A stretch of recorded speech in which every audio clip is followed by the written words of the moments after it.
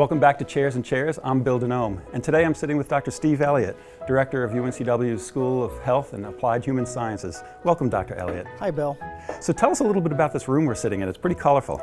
It is. So this is our Human Performance Lab, and there's lots of fun equipment that you can see in here, including bikes for VO2 max testing, the treadmills back over there, and behind you some of our anatomage tables. And we have a friend with us here. Yeah, so we use those to teach in our anatomy and physiology classes. So this is a fun room with lots of toys in it, and when we move into our new building, we've got even bigger spaces with even more toys. Tell me more about the new building. Where and when? It's called Veterans Hall, 145,000 square feet, somewhere around there. It's going to be the biggest building on campus. Wow. You did your undergraduate work here at UNCW, and here you are leading up the School of Health and Applied Human Sciences. What's that like, coming back to your alma mater?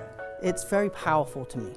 When I first came back in 2006 as an assistant professor, I was so excited because, like most people that I went to college here with, they're always looking for ways to get back to Wilmington.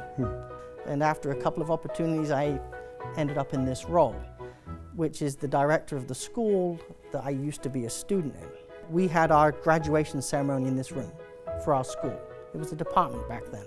But I sat right there and my parents sat right here. It was the first time they'd been in the country. And it gives me, I think, a nice connection to what I do. It's beautiful. What is it about your current position here that you enjoy the most? I honestly enjoy every part of my job. I enjoy coming to work every day. I enjoy being around the people that I work with. I'm very fortunate to have a very good, competent, fun faculty. I work with two wonderful administrative associates who make my job easy. Above me, we have a dean's office that's very supportive and are there to provide the help that we need to do job number one, which is to educate our students and provide them with the skill sets they need to move out. And are there trends in your field currently that really fire your imagination? One thing that we've seen in the last 5-10 years is this concept of interprofessional collaboration, assessing our students' ability to work with students from other degree programs. So getting people to work together, because that's what it's like in the real world. When you talk about the School of Health and Applied Human Sciences, you're really talking about an umbrella term for a lot of degree programs.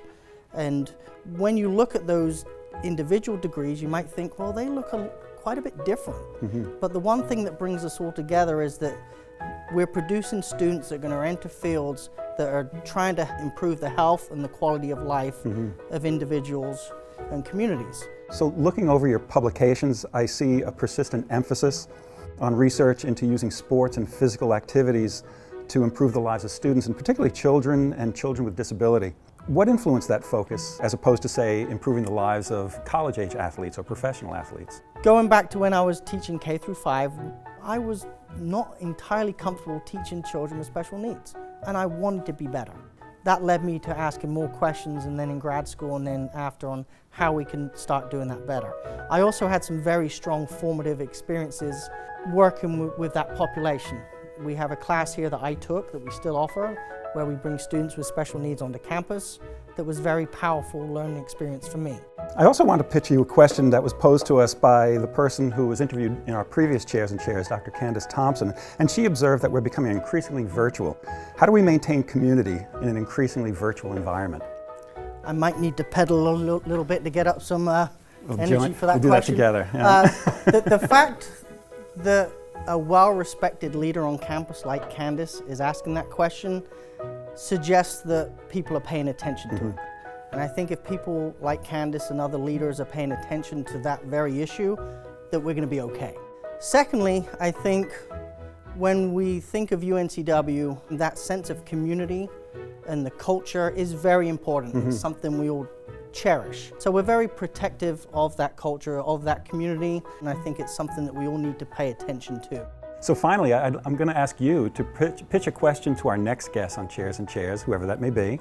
One of the things that we've valued at UNCW over all the years I've been here and beyond was the importance of excellence in teaching.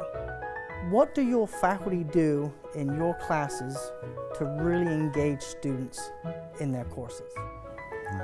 Well, check out the next Chairs and Chairs to find out the answer to that question. And Dr. Steve Elliott, thank you so much for your time. Thank you, Bill.